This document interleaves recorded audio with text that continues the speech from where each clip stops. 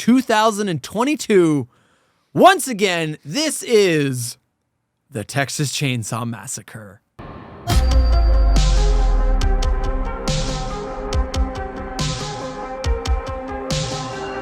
It's my number 4. Number 4. What? Really? Yeah. No. Yes, number 4. Oh my God, the one that I'm folks. missing. Yeah. This is the most agreeable we've ever been. I got to give you... I apologize if this is a boring show. Dude, because, you called it. Yep. You actually called it. I can't believe it. We were off on like 2 picks. Yep. The furthest away was the last one. The one we just did. We were two selections away. It's pretty good. Yeah. This one doesn't... No. I kind of... There's a lot I like. So there you go, folks. These are then the de facto...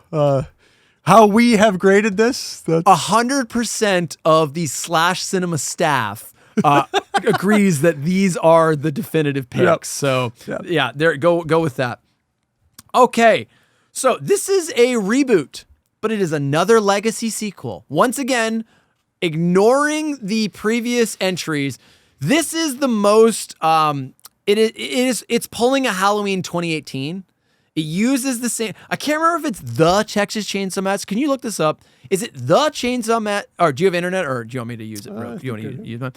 Is it the Texas Chainsaw Massacre 2022, or is it just Texas Chainsaw Massacre 2022? I think it's the. I think they still have the in there, but they're pulling a Halloween 2018 where it's like they're just going to use the original title, even though it's like a legacy sequel that takes place years later.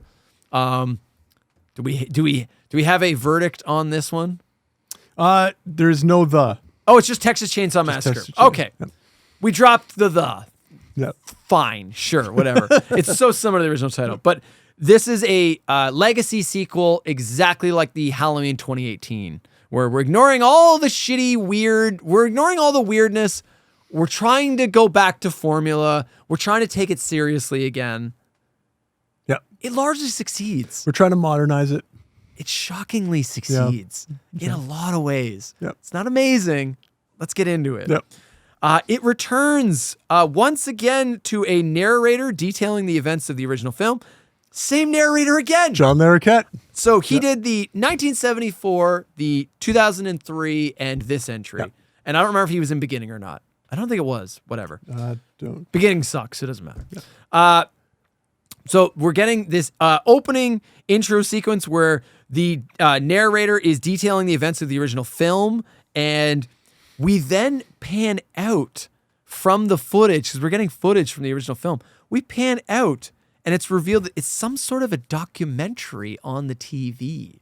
Mm-hmm. And it's a young girl who's watching it at a gas station. She asks, what happened to the only survivor, Sally Hardesty? The attendant reveals that she became a Texas Ranger and has been looking for Leatherface now for over 40 years. Whatever happened to her? Is she still alive? She became a ranger here in Texas. She must have looked for that maniac for more than 30, 40 years. So she found him. He was wearing a mask. Not easy to locate someone if you don't know what they look like.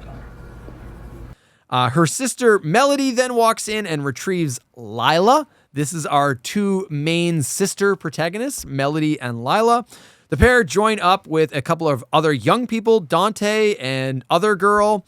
Melody then mouths off to a local that's like, he's got like some big redneck truck and he's like filling up, and Melody makes some like, snide remarks about it or whatever. Then later, as they get onto the road and they're driving, that same guy driving the truck starts fucking with them.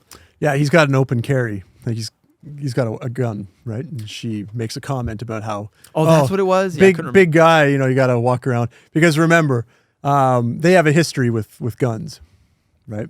That's why they. Yeah. Oh, I didn't So quite when get she that. sees Was. that, I thought it's- she was just being a bitch. Yeah. She's also being a bitch. Yeah, because her character is basically just a bitch the entire film, right? Yeah. They encounter a police check and pull over. The sheriff respectively asks the group, who it's revealed they're some sort of celebrity like cooks. They're like online cooks. Did you get this? Did you catch this? Yeah. They're like some sort of online celebrity chefs. They have their influence. They're basically influencers. Like who they are. Yeah, like who the kids are. Yeah, well, there's a little bit more to it. Because the cops know who they are. Yeah. Right. But the cops stop them and ask them to respect the small town that they're headed to, Harlow. Yeah. Not Newt. Once again, we've changed the town name. Yet It's another random. I don't think it exists. It's just a made up one. They arrive in Harlow, Texas, which is basically a ghost town. Yep. It's like deserted. There's just nobody there. It's just like one long strip of buildings, and they're all half, not quite full. They're in disrepair. Yep. The whole town's in disrepair. It's revealed that Melody and Dante have a vision to revitalize the entire town and literally rebuild it and make this like progressive little safe haven for influencers or basically like young hip people. They're trying to make it a scene and in the middle of nowhere. Yeah. They're the middle of the Texas. a little naive about this, but apparently they bought up the town. They like made a deal with the bank and like bought up all the town, and then they're going to auction the town off. Yeah, and that's why at the police check, they know who they are, right? Because obviously this made big news, right? Yeah, they knew what they were doing. They were kind of just being, they were kind of like putting a little bit of words of advice of like, hey, don't ruin our nice town with your young bullshit. Okay, you little punks, you little shits. Yeah. Suddenly, the man who they had an altercation with earlier, who like fucked with them when they were driving by, he like puts like black smoke exhaust from his truck into the like right at their car, blasts it as he like speeds past them on the highway. Yeah, they're driving a Tesla, so this is obviously a big deal to them. Yeah, right. Because Tesla. Sure. Yeah. It's an electric car, right?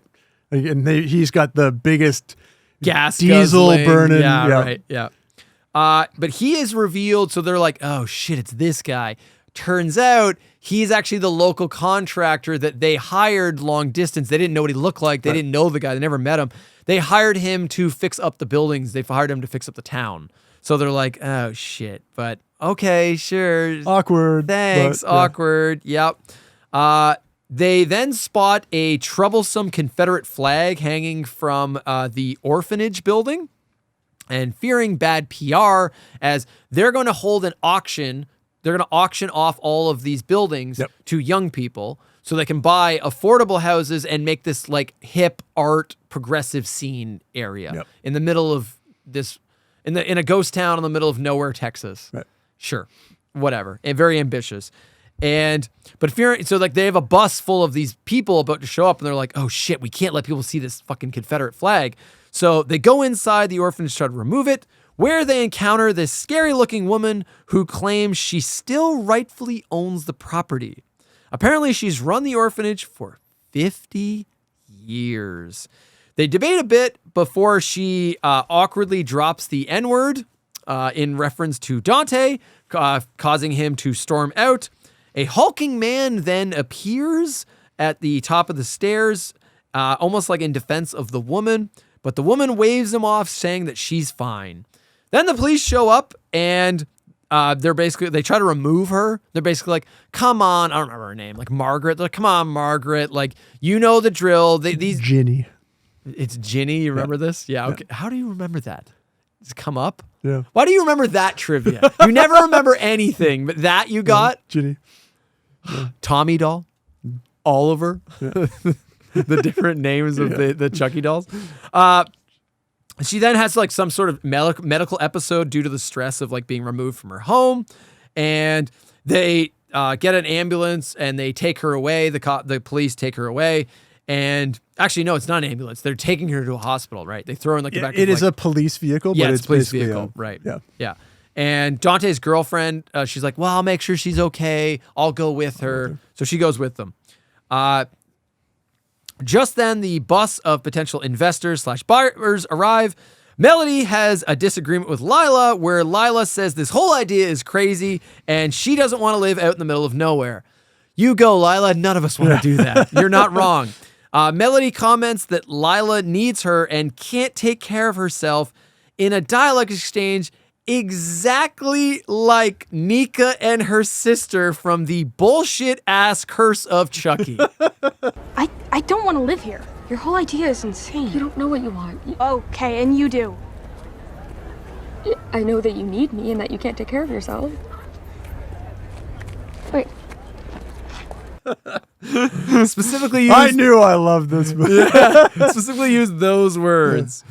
We then get introduced to another new character, Catherine. She's like the liaison with the bank that financed this whole like ambitious project. Yep.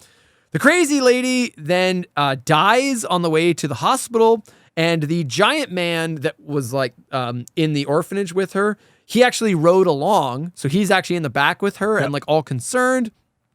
And he looks like Michael Myers from the Rob Zombie films. Like he is huge and he's got like long, greasy hair.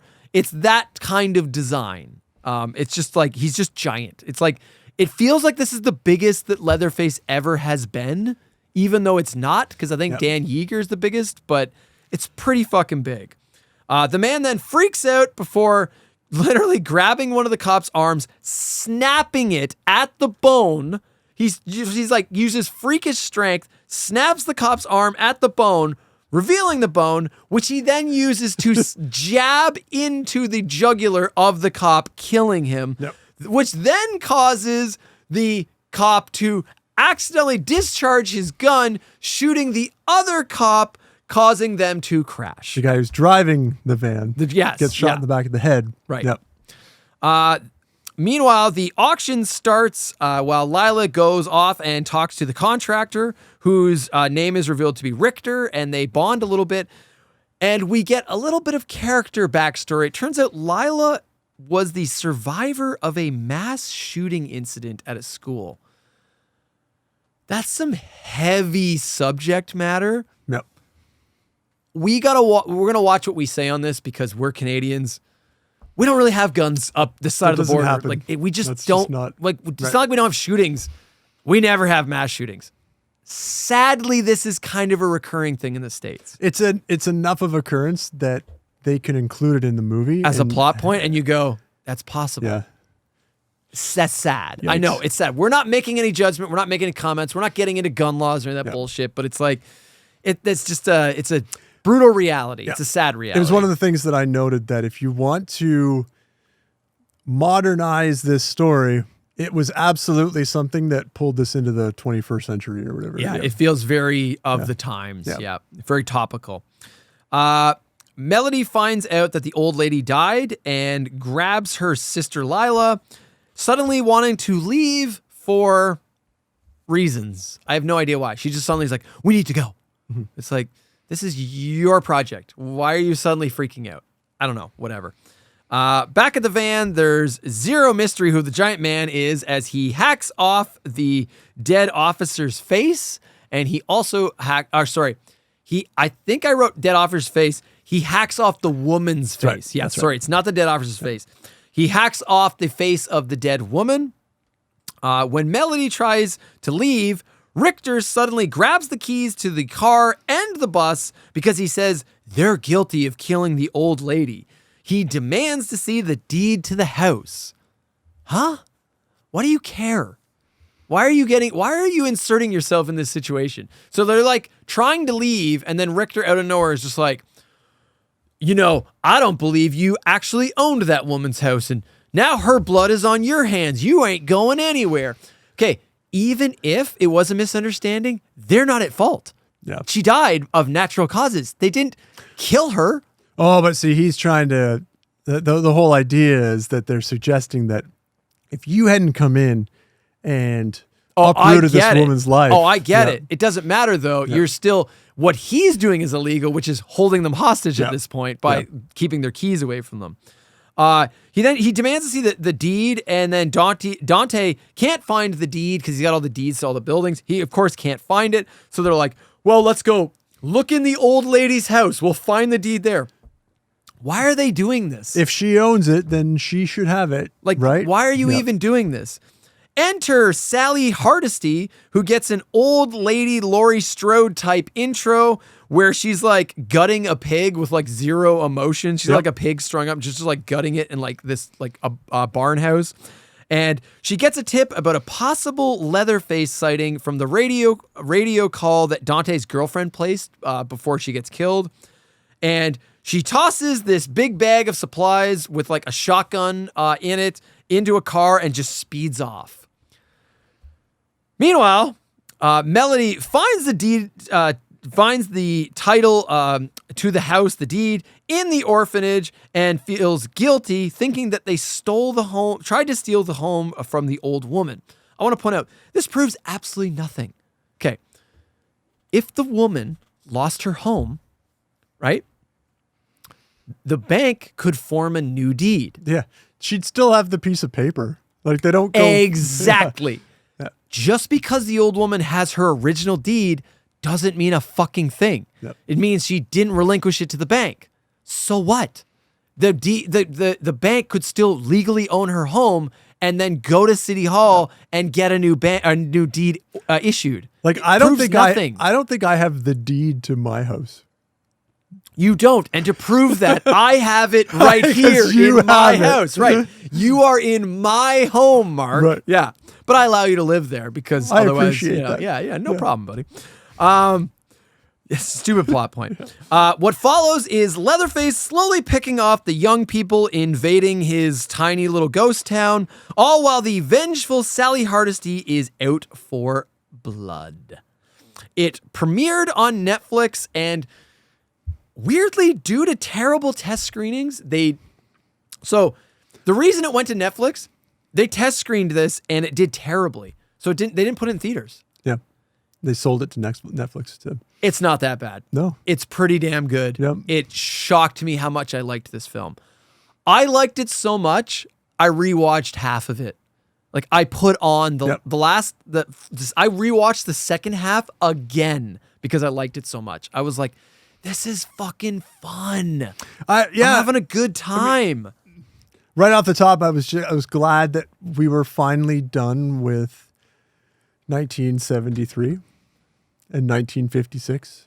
Literally the first time, debatably the first time they tried to bring this film into the modern age, other than this monster, this abomination, and technically part 2 does take place in the 80s. They time skipped ahead, but like, yeah, it was a breath of fresh air where it's like, oh, finally, we're not in the fucking 60s and 70s anymore. Like, stop being a pussy and hiding in the past. Yep.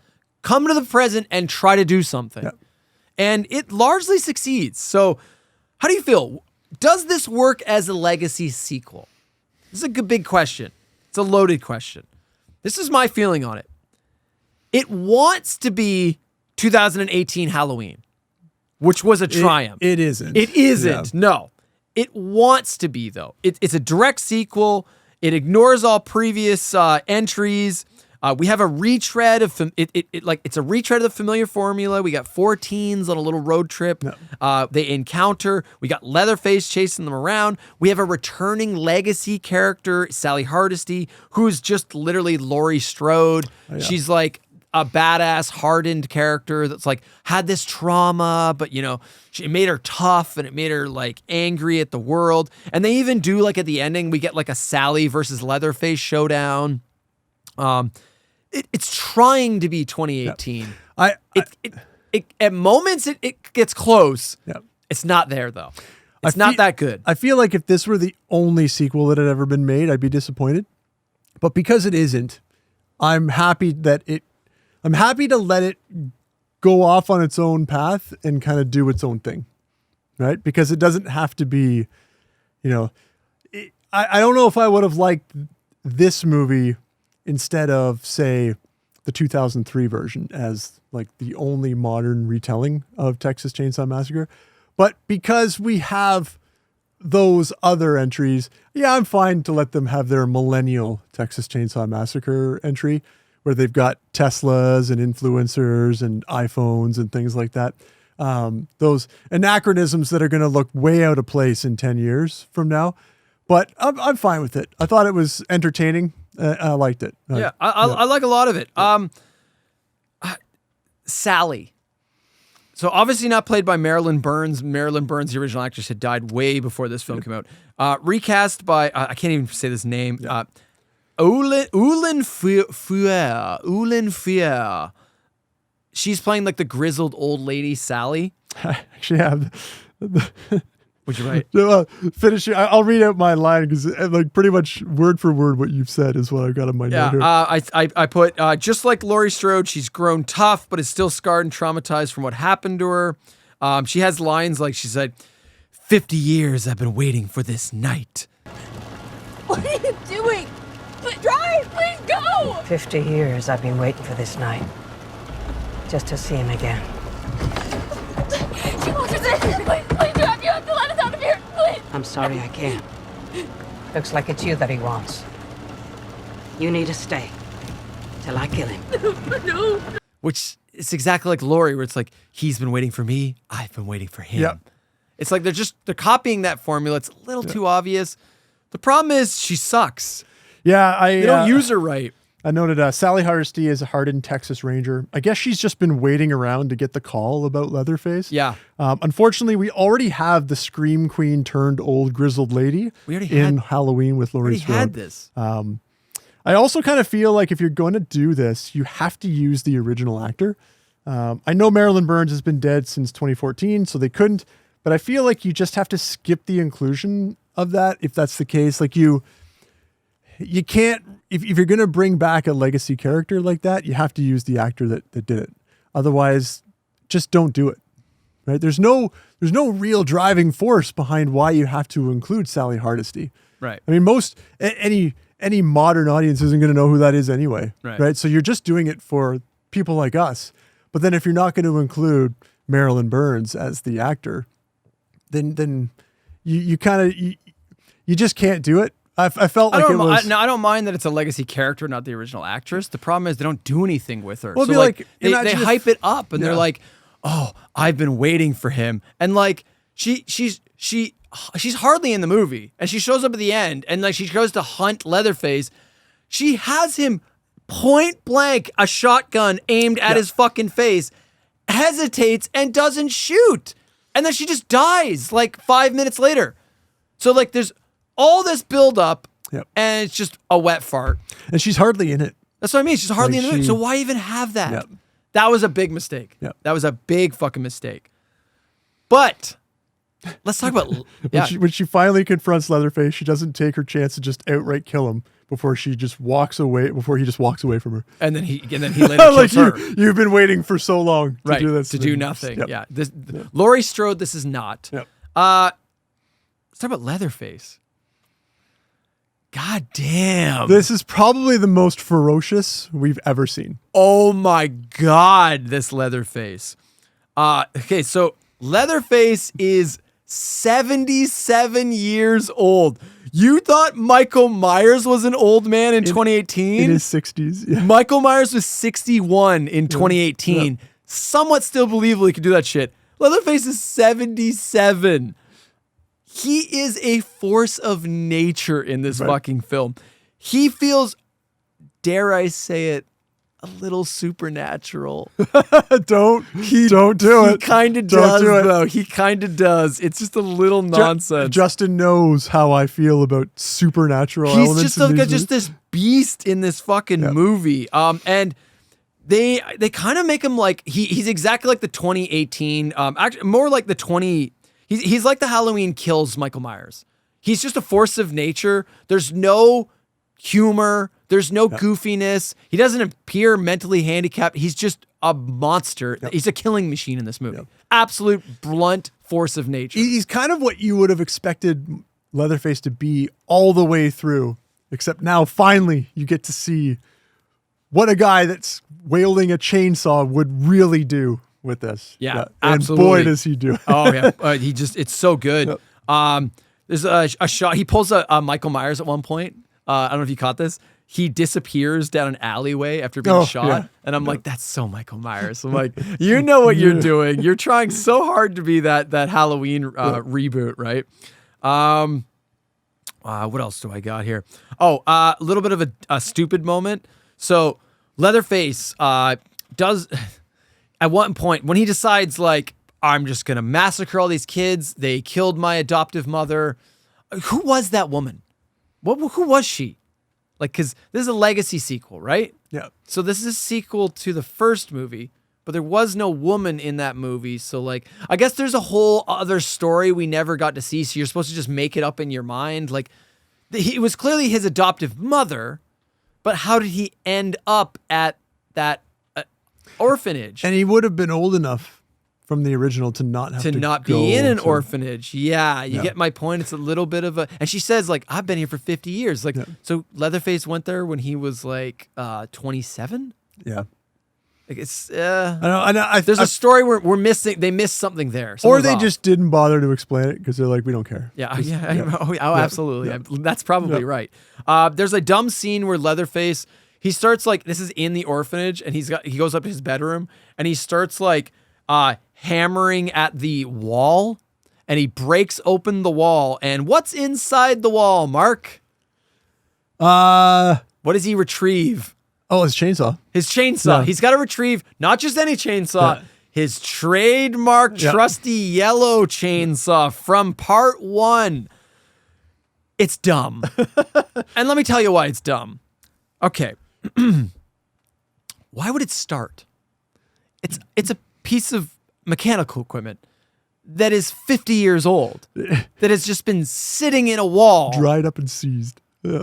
It would be seized. It would not run at all. Plus, you don't even see him like put gas in it. It's like, I guess that gas didn't just coagulate and, evaporate. It's like, nope, it just runs perfectly fine. I was thinking as well, like, why would you, like, it's not illegal to have So a that's my chainsaw. next question. Why would he even hide it? It's just a chainsaw. I the only thing I can come up with is maybe if the authorities found it, they could use it as evidence. Like if they find blood on it, I don't know. Maybe he felt like he had to hide it.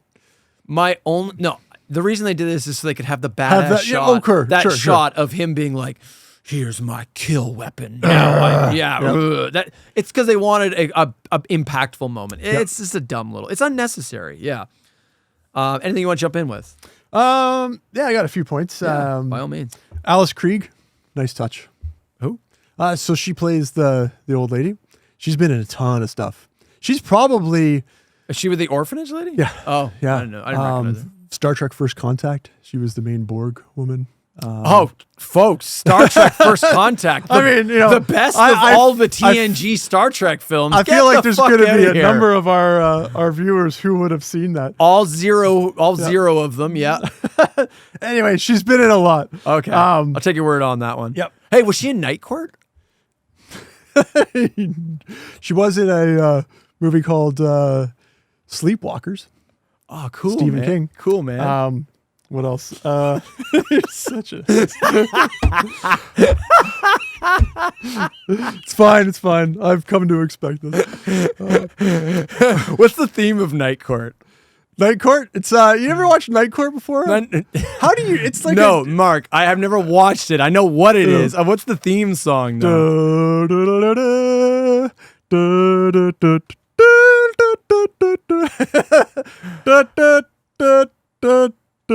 All right, I regret that I asked. I was hoping it was going to be something stupid. No, you're gonna put it on now. You're gonna No, because we'll get I'll get demonetized because of the Night Court theme song. That's worth it. I thought my rendition was pretty good. Comment in the below if you thought Mark did the Night Court theme song justice. The only person who's going to comment is maybe my mom, who's going to listen to this. Comment if you'd like me to open future episodes of this with the Night Court with your version. With your version, right. I will hum any tune you want. Just comment it in the comments. One of the things that I really appreciated about this movie is they didn't make the locals look stupid. All of the, almost. They have the scene where they pull them over. No, that's fine. Yeah. But they're surprisingly reasonable. They're like, we understand who you are. You have the right to do what you're doing, but understand that people live here. This is a home to people, right, even if it's desolate. Just be respectful, right? Even the guy, what's his name? Richter? Richter. No, right? Richter sucks. I hate Richter. No, I mean, they could have gone way off the deep end with this character, but they didn't. I mean, they make him respectable. He's kind of this jerk with a heart of gold. But they could have made him a bit more of a stereotype, and they didn't. I appreciate So that. here's my problem with Richter. Yeah. Richter, like, he's so hypocritical. Like, he just flip-flops. So, like, first, Richter's like, no, what you guys did was wrong, and, you know, I'm going to make an issue about all this shit. Hey, Hey, what? the fuck are you doing? Heard you kill that lady. We didn't kill anybody. She was trespassing on our property. You sure that was your property? Huh? Looked like she disagreed. Please just give us back the keys. Show me the deed to that house. You'll have them back. I'll be in the shop. Right? Yeah. And then he like instantly flips switch once he sees like there's some like shit going on. The very shit they were trying to avoid. He then suddenly is like, oh, I'm going to be everyone's protector. Oh my God. Call the cops. You hear me? Keep everyone on the bus. Go on. Go on now. It's like, man, fuck you. You just like flip-flopped. It's like Well- 1 second you're hating the group and it's like, now, hey, I'm going to protect the group. Okay, but Come think of it. on. Like initially, he's like, okay, you guys are being entitled jerks, and you may have led to the death of this old lady. But when the old lady's family is now killing people, yeah, he's gonna shift Right, his but I priorities. also don't feel that they were being entitled jerks. I don't think they don't- were doing anything wrong. They owned the fucking town. It was their town. Right, They but could take a those- shit in the street if they Right, wanted but the to. whole idea, and you get this with the sheriff's department, right? They're like, just because you own it doesn't mean that you have the right to come in and do whatever you want with it, right? Even though the deed Yes, it says does, you, Mark. That's how ownership works. Right. Right. You will find this out now that you realize I own your house. Right. Yeah. But No, fuck him. And the movie said fuck him too because they kill him off and he gets it good. yeah, Yeah. Fuck him. I have a note. I think it's for him. About his heinous death. Holy fuck! Richter's leg break and repeated hammer smash to the skull. Okay. might be Let's get into this. Yeah. All right. Go ahead. the best in the franchise. For kills. Yeah, Okay. This is partly why this film has a lot of problems. The one thing it absolutely nails, this is without a doubt the most violent Yep. Texas Chainsaw Massacre film in the entire fucking franchise. And that's fucking saying something. that is yeah. This is the Halloween kills of the franchise. It is just a highlight reel of brutal kills, and they're all fucking practical, and they're good. They're good. Yeah, we've got Dante gets the one of the like influencer guys. He gets his face slashed by Leatherface with like a butcher's blade. Oh, that shot of like his jaw hanging open. Awesome. Richter getting his leg cracked backwards with a giant hammer from Leatherface, then repeatedly getting his head caved in. Brutal. Then, my favorite scene, you know where I'm going. Everyone's favorite scene. My favorite scene in the entire film, the bus massacre. It is. Oh my God. So what happens is there's like all of the influencer type people, all the young people that are like, we're bidding all the hip young people. They get on this bus and they're waiting to try to leave, but they don't have the keys. So they're all just like hanging out, playing on their phones, doing whatever. At this point, Leatherface is out and around pursuing our main characters, Lila and Melody. Lila and Melody get on the bus. Leatherface pursues them on the bus.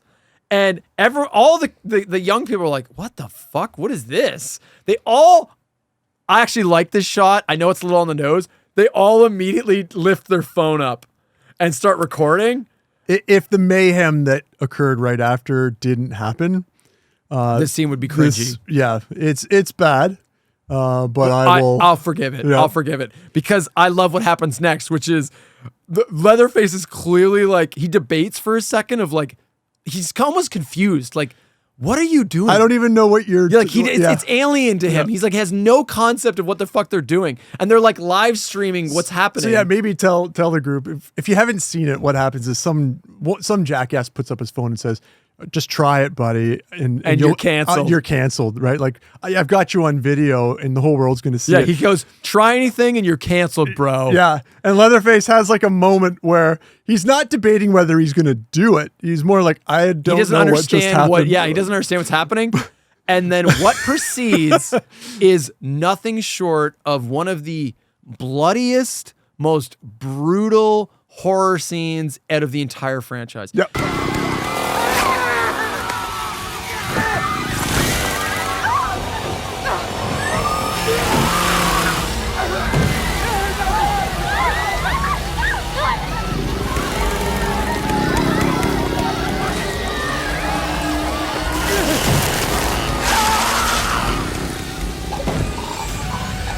He lays waste with his chainsaw to the entire bus. He starts at the front of the bus and just works his way right to the to back the point of the where bus. it's literally just pools of blood and body parts strewn about the entire bus. It is heinous. It is brutal. It is fucking awesome. It is, though, this film has the record for the most chainsaw kills in the entire franchise. Yep.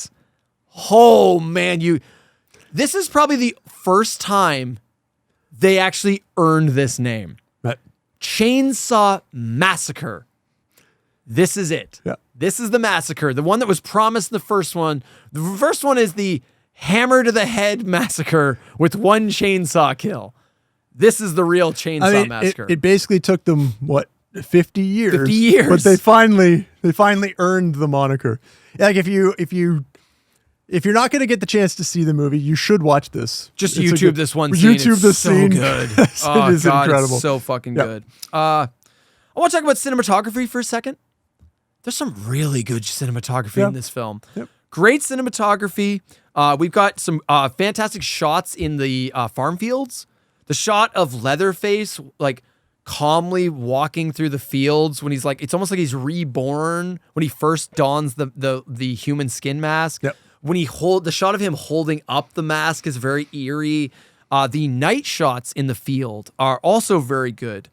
The ghost town itself, what a cool setting. Yeah. I mean, What a great setting. It's a little too perfect, but I'll allow it. Oh, dude, it's movie. It works. It works, man. I just to Yeah. go back on your field. Those are sunflower fields, but they're all dead. Like sunflowers are normally Oh, big and bright. I didn't and catch they're, this. Yeah, they're all sunflowers and they're all keeled over dead. I was like, oh, it's a small thing that you probably wouldn't even notice. I didn't notice but yet. Yeah. Oh, I'm liking this movie Yeah, more and more. yeah, it's good. The whole town itself is such a cool set. Yep. Like I just love the idea of this just dead ghost town. It's like one street of a house of a town, but there's a lot on this one street. But it's just all dead and abandoned. It's so right for a horror film. These shots of it of like the rain shots at night are just so creepy. You just feel so trapped and isolated, and it's exactly like you say, where it's like it's modern times. But they made this smart decision to put these people in the middle of nowhere. Yeah. It's like, sure, they can live stream this.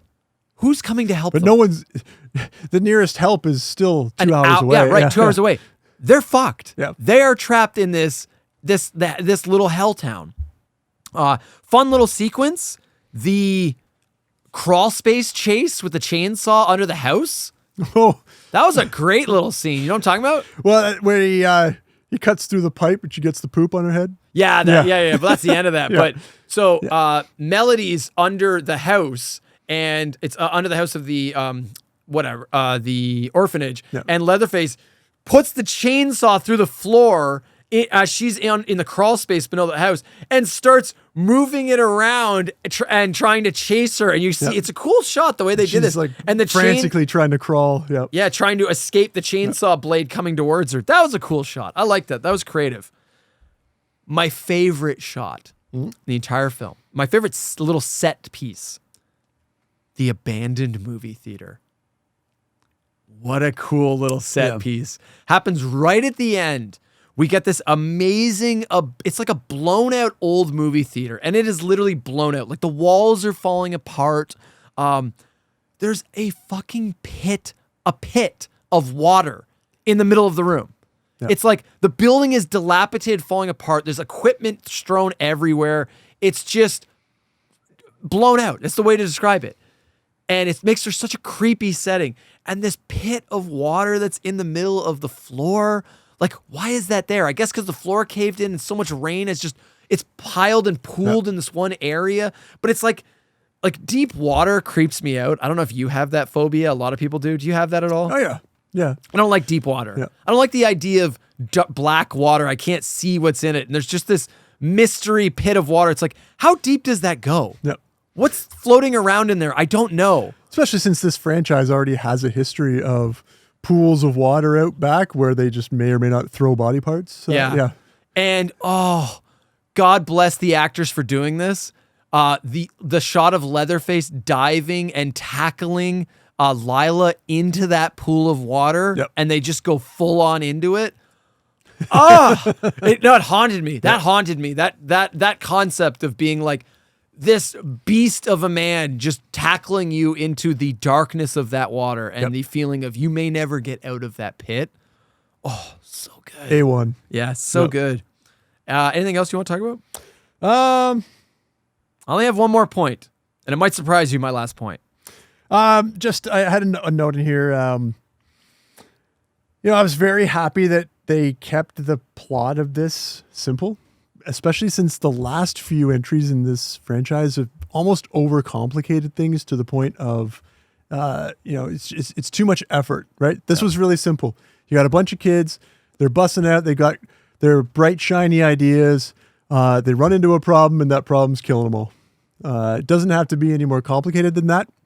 And I really appreciated that. One thing I think we're going to disagree on, I agree with you. I like how simple they keep it. I kind of don't like the characters. I think you liked them more than I did. I don't like them. Like I thought all the characters sucked. Lila's okay. I mean, I try to give her a little characterization. Like Melody bossing Lila around. Like it's like I don't know who she is as a person. I didn't buy their relationship. Yeah, I just as sisters. No. They don't feel close at all. Yeah. They don't really have good on-screen chemistry. Did that not feel like a bad omen to you? This place is cursed now. Please, this is not. I don't need this right now, so stop it. If you move here, I'm moving back with Dad. No, you're not. If that's true, then it can't be in the house, right?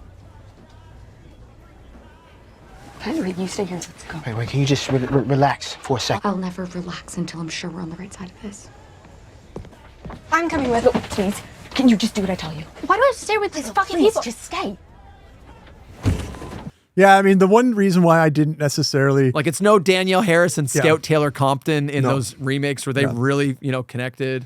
I just figured, these are young kids that I'm not going to connect with anyway because I'm too old. So I didn't... The fact that I didn't like them didn't count against them because I was just like, well, I don't really care about you. You are coming from a different world than I am. So I gave them a free pass on that. Yeah. Yep. Like they try to give Lila a bit of like depth to her where she's got like the PTSD from obviously surviving a mass shooting. Yep. And the callback to it I kind of liked where she's on the ground of the bus in the pool of blood. Yep. And they do a very tasteful flashback shot of her on the floor at a school shooting. Yep. I liked that. It worked. She's the closest we get to a decent character. Yep. Even she's not amazing, but she's pretty good. Yep. Sally sucks.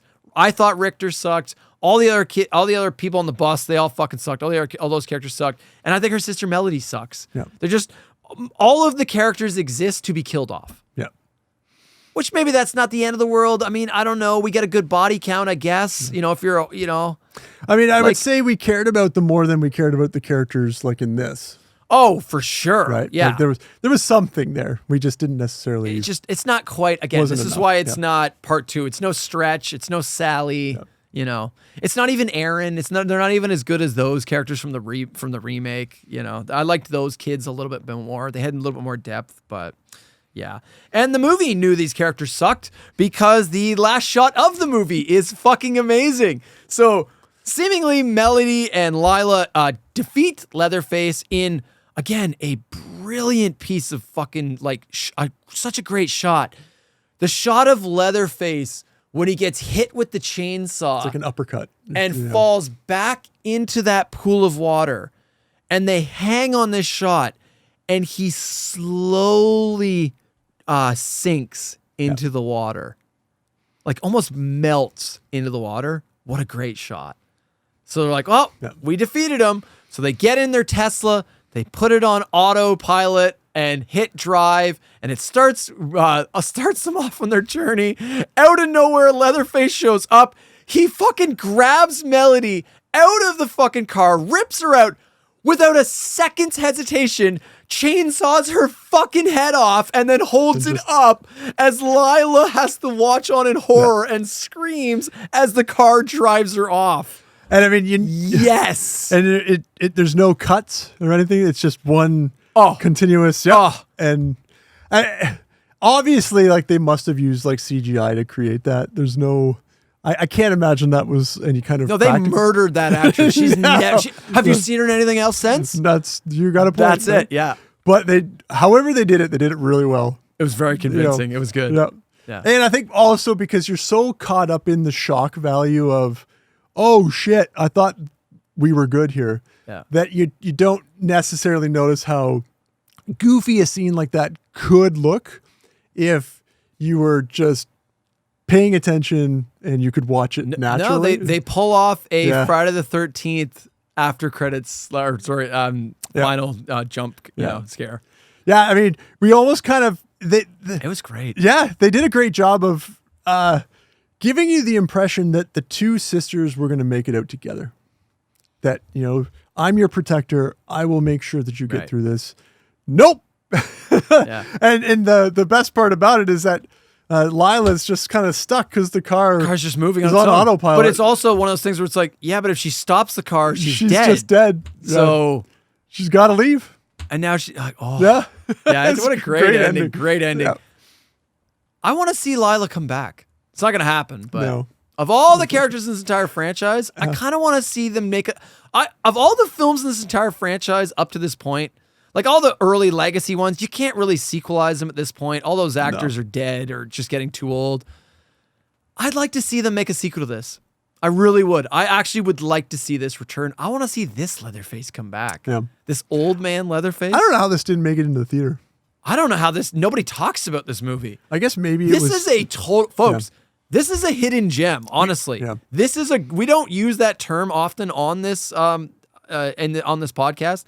I really think of this whole franchise, this is a hidden gem. I'm glad this is the latest one in the franchise because there's still hope. I watched them in release order, and I'm happy that this is the last one that I'm left with rather than some of the other ones that. So after watching Leatherface, which I absolutely detested, I was like, I went into this being all like jaded, being like, all right, legacy sequel again. What do you have to offer?